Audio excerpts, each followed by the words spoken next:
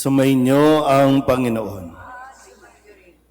Ang mabuting balita ng Panginoon ayon kay San Juan. Papuri sa iyo, Panginoon. Noong panahong iyon, nagtalo-talo ang mga Hudyo. Paanong maibibigay sa atin ng taong ito ang kanyang laman upang kanin natin? Tanong nila. Kaya't sinabi ni Jesus, tandaan ninyo, malibang kanin ninyo ang laman ng anak ng tao at inumin ang kanyang dugo, hindi kayo magkakaroon ng buhay.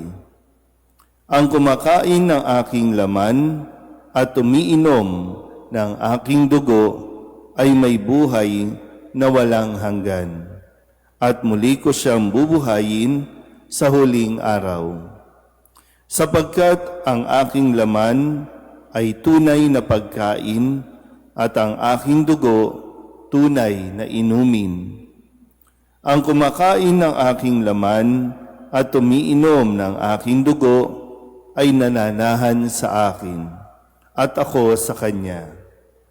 Buhay ang amang nagsugo sa akin at ako'y nabubuhay dahil sa kanya.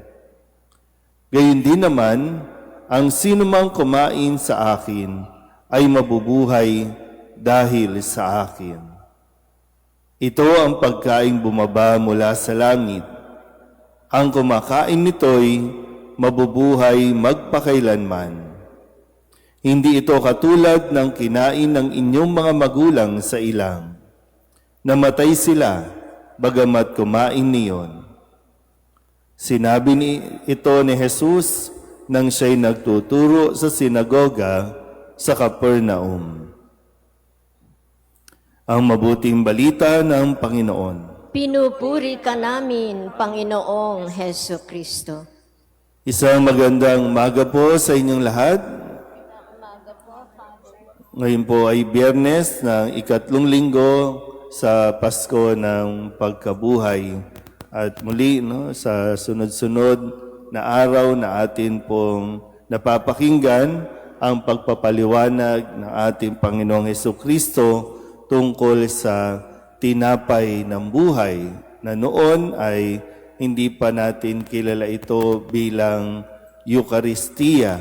Pero ngayon, matapos nga ang Pasko ng kanyang muling pagkabuhay, dito nagsimula ang pagdiriwang at pagkakatatag, yung pagsisimula ng kanilang pagtitipon-tipon o paghahati-hati ng tinapay. So ito ay ginagawa na nilang kumbaga regular noon na ang kanilang pagsasama-sama ay sa pamamagitan ng paghahati-hati ng tinapay na bago pa man yon ay lagi nang sinasabi ni Kristo ang tungkol sa pagkaing bumaba sa langit at ang pagkaing ito ang tinapay ng buhay, walang iba kundi siya rin mismo na para bang yung giver, siya rin yung gift o yung nagbibigay ay siya rin mismong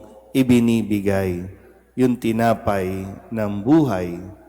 Bagamat sa umpisa, hindi ito nagiging malinaw sa mga Hudyo, kaya nagkakaroon ng debate, nagkakaroon ng pagtatalo-talo kasi ang isipan nila ay baka ipapakain ni Jesus yung mismong kanyang katawan. So magkakaroon ng cannibalism. Ito ba yung pinopromote ni Jesus, maging cannibals ang mga sumusunod sa kanya? Kasi pinapaulit-ulit niya, kumain at ang kumakain ng aking laman, umiinom ng aking dugo, ay hindi na mamamatay, kundi magkakaroon ng buhay. So hindi ito saklaw ng kanilang kaisipan. Pero nawa sa puntong ito, sa panahon natin, lalo tigit kayo ng mga narito physically, sa mga nasa online, na talagang isang biyaya na ipinagkakaloob din ng Diyos yung maunawaan natin kung ano ang itinuturo ni Jesus sa atin. At yung mismong makita natin na ang tinatanggap natin sa pagdiriwang na ito sa tuwing panahon ng pagkukumunyon ay walang iba kundi si Kristo. Kaya yung lagi ko rin pinapaalala no, na wala namang itinatangi o wala namang favoritism. Kapag dumalo ng misa, lahat ay inanyayahan na ng Diyos. Kapag nasa pagsasalo-salo, wala naman pong sinasabi dito na ito hindi ka tatanggap, ito hindi ka bibigyan, kundi lahat ay binibigyan ng Diyos.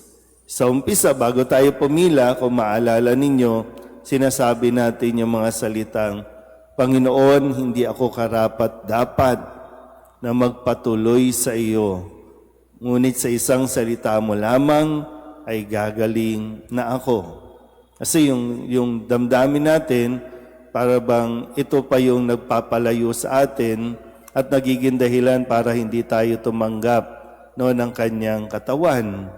Pero yun nga po, binibigay ito ni Kristo dahil kailangan natin ng pagkain. Ibinibigay ito ni Kristo para sa ating kaligtasan. So wag natin tanggihan ang iniaalok ni Kristo. Huwag mong sasabihin, makasalanan ako kaya hindi ako karapat-dapat na tumanggap ng katawan ni Kristo. Kaya minsan, di ba, meron tayong feeling mo out of place ka kasi lahat magtatayuan tapos ikaw hindi ka tatayo. Maliban na lang, no? Meron ba ditong nanghuhusga? Meron ba sa atin na magsasabing, ito, hindi ito pwedeng tumanggap. Diyan ka lang. Meron bang sinasabihan si Nanay Unding sa inyo na, di ba? Na, ikaw, kilala kita, hindi ka pwedeng tumanggap, no? Yung mga kolektora natin, pag, di ba, sila nagpapatayo, 1, 2, 3, 4, 5, kayo lang. Yung iba, hindi. Kasi wala, kahit nga ang pare, di ba? Maliban na lang, minsan nararanasan na pag pumipila yung medyo may kulang sa pag-iisip, kasi delikado kung paglaruan yung katawan ni Kristo. Kaya yun lang yung ating pagkakataon na kailangan nating medyo i-reserve kasi baka hindi pa maunawaan. Pero sana sa inyo po, sa atin lahat dito, sana talagang mabigyan tayo ng biyaya na makita natin na ikamamatay natin ang hindi pagtanggap sa katawan at dugo ni Kristo. Sana nandun tayo sa puntong yan na hindi tayo mabubuhay nang wala ang Eucharistia. Kasi ito yung pinakamahalaga na dapat na tinatanggap natin higit pa sa kayamanan. O pwede mong sabihin na, Father, hindi naman po makakabahid sa kuryente yung pirasong tinapay na yan eh. Totoo naman, no?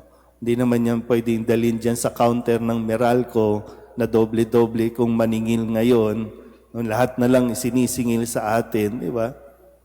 Pero kung tumatanggap tayo ng katawan ni Kristo, nagkakaroon ng kaliwanagan sa ating isipan, mas nagiging matapang din tayo na magpahayag gamit ang salita ng Diyos, yung konteksto, yung aral na natututunan natin. So, hindi lang tayo basta pinapakain, pinalalakas, kundi pinapatalas din nito ang ating isipan. Amen?